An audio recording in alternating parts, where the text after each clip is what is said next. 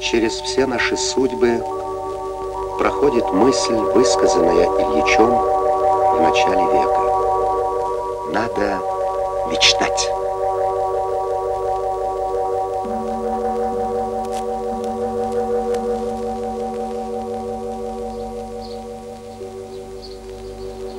Здравствуй. Здравствуйте. Привет. Здравствуйте. Здравствуйте. Здравствуйте. Здрасте. Здравствуйте. Здравствуйте. В якутском поселке Чульман живет и работает Саима Софиевна Каримова, заслуженный геолог РСФСР, герой социалистического труда. Если бы ваша работа в геологии не увенчалась такими блестящими результатами, я думаю, что я бы была все равно счастлива. Даже отрицательный ведь результат признается за результат. Все равно, если работаешь добросовестно, с увлечением, в любом результате находишь определенную, так сказать, долю удовлетворения. Но, конечно, когда есть большие результаты, это приятнее. Когда маленькие результаты, им тоже радуешься, просто по-человечески. Определилась магистральная линия жизни этого края. Южно-Якутский территориально-производственный комплекс, первый в зоне БАМа. В его центре растущий город Нерюнгри. В его недрах небывалой величины запасы угля и железной руды. Меридиальная ветвь дороги века скоро достигнет этих залежей.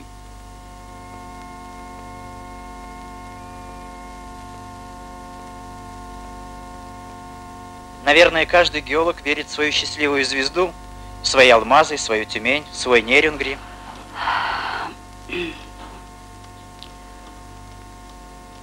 Конечно, человек всегда верит в хорошее будущее и ждет от будущего хорошего.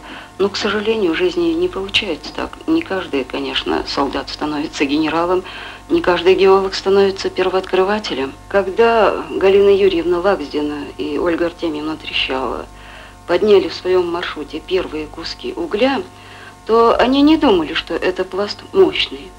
Но это открытие, происшедшее в августе 1951 года, стало началом широких разведочных работ.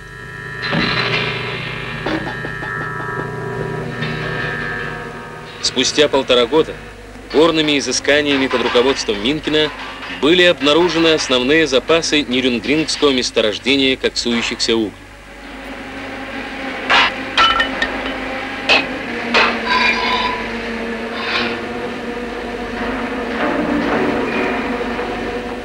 Но прошло немало лет, прежде чем она стала жемчужиной южно-якутского каменно-угольного бассейна и четкими контурами легло на геологические карты. Правда, для этого пришлось пробурить 20 тысяч скважин. И здесь без главного геолога Каримовой было не обойтись.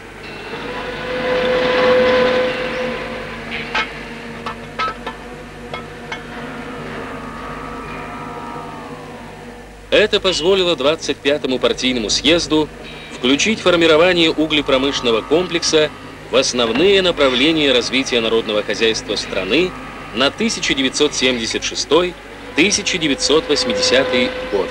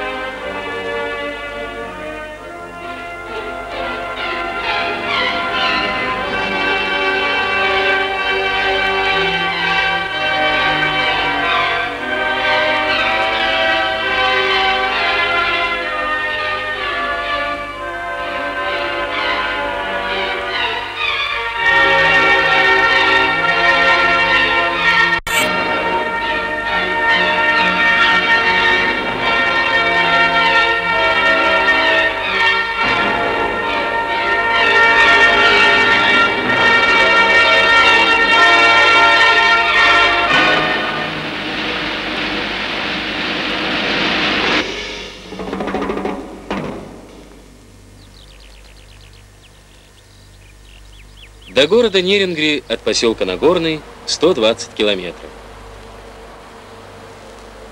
Если попутное не подхватит, на 3 автобуса с пересадками часов 7 уходит. Едешь по старому Аям, Амуро-Якутской автомобильной магистрали, и с отрогов Станового хребта железную дорогу видишь, которую сам строишь. Вот уже 4 месяца и 20 дней, как Ганя Винокуров женился. В субботу на воскресенье, если удается, ездит теперь к своей Христине, а потом обратно к баму своему. Бывает и хляб месишь, или вот так в мае метель остановит. Тогда выход один — назад поворачивай, чтобы к понедельнику не опоздать.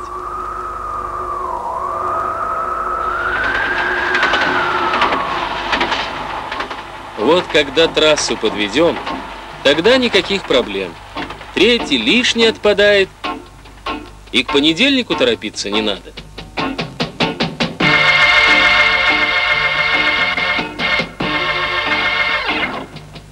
Ну, у нас как-то в семье было всегда на первом месте стояла работа. Надо для работы, значит, мы все стремились ее сделать как положено, как нужно сделать. И поэтому иногда, когда мне приходилось, допустим, жертвовать домом для работы, то это не воспринималось дома болезненно. Ну, были домашние, мне помогал мой муж, супруг. В общем-то, конечно, было нелегко, но всегда кончалось так. Благополучно, приятно.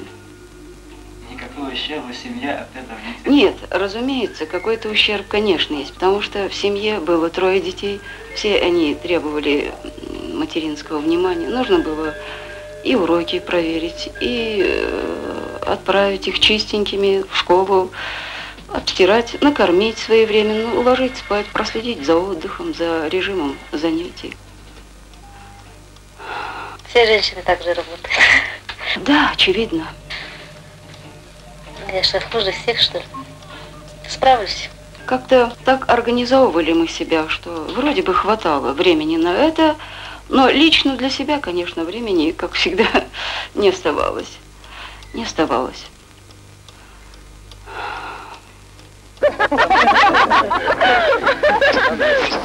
Мир влюбленными глазами. Опять вернулась. О, специалист! Садитесь, не задом садиться, нужно... Передай. Для тех, кто обойти готов полсвета. Гитару передай. Любимых повторяя имена.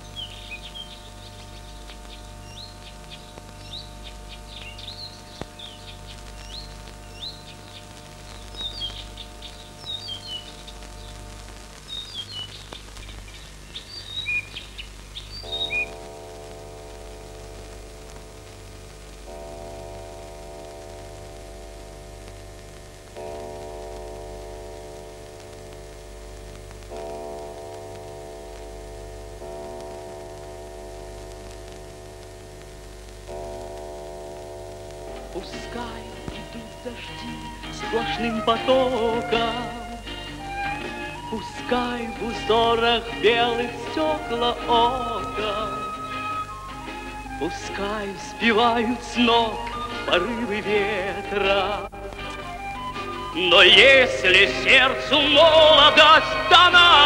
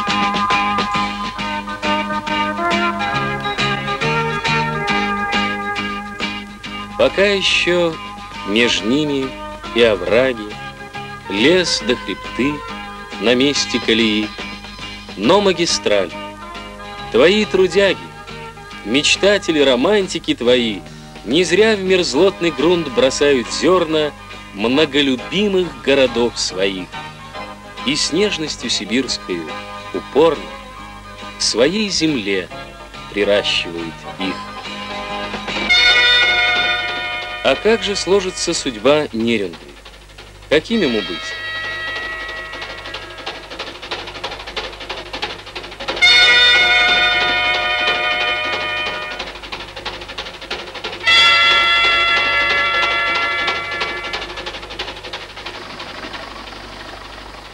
Сегодня, когда надо решить основную задачу, это расселение в жилых капитальных зданиях рабочих, строителей, угольщиков, осваивающих этот угольный бассейн. Первая задача – это строительство капитального жилья. Институтом Лензнеб для территории севера разработаны серии жилых зданий, которые решено применить для застройки города Нерюнгри.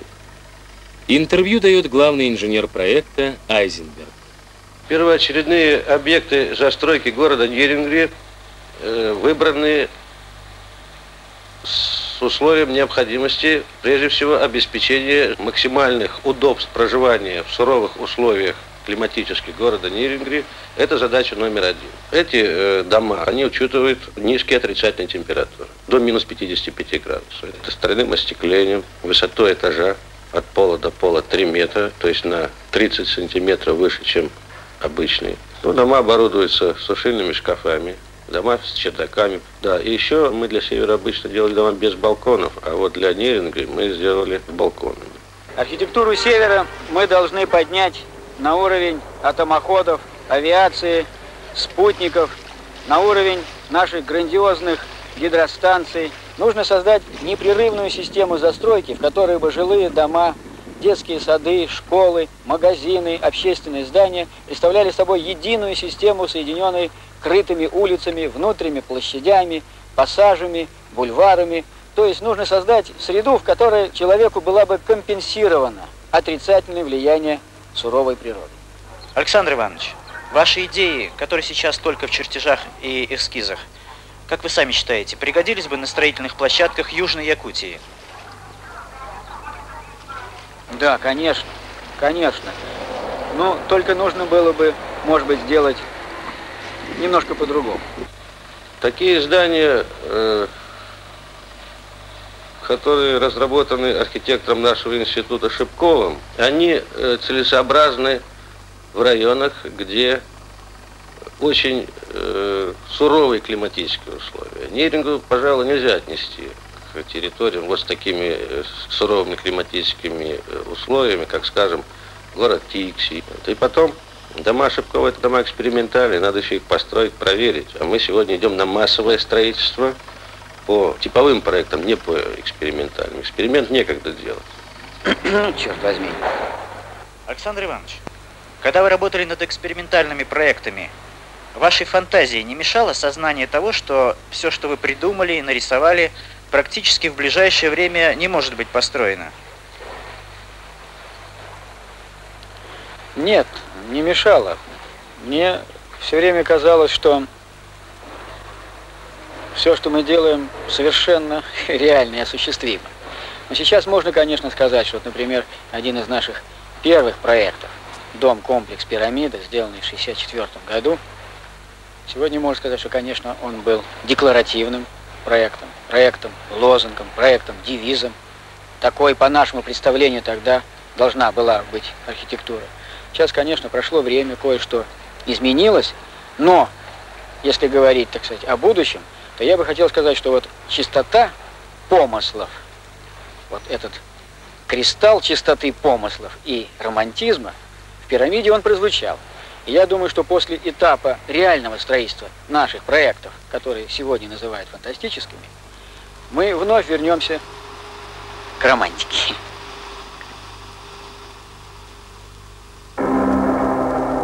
«12 лет работы Шипкова над полярами» — это 12 проектов, премии, дипломы и медали всех достоинств. От ВДНХ до Экспо в Монреале. Но пока лишь медаль. Хотя его дома, от концепции до деталей, это новые принципы бытия, пусть даже из 21 века. «Надо мечтать», написал я эти слова и испугался. Мне представилось, что я сижу на объединительном съезде, против меня сидят редакторы и сотрудники рабочего дела. И вот встает товарищ Мартынов и грозно обращается ко мне. Спросить, имеет ли еще автономная редакция право мечтать без предварительного опроса комитетов партии? А за ним встает товарищ Кричевский и еще более грозно продолжает. Я иду дальше.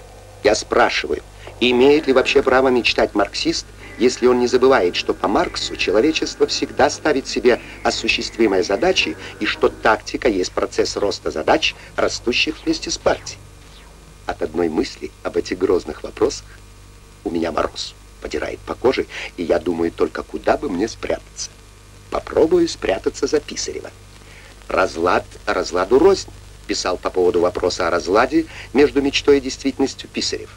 «Моя мечта может обгонять естественный ход событий, или же она может хватать совершенно в сторону, туда, куда никакой естественный ход событий никогда не может прийти.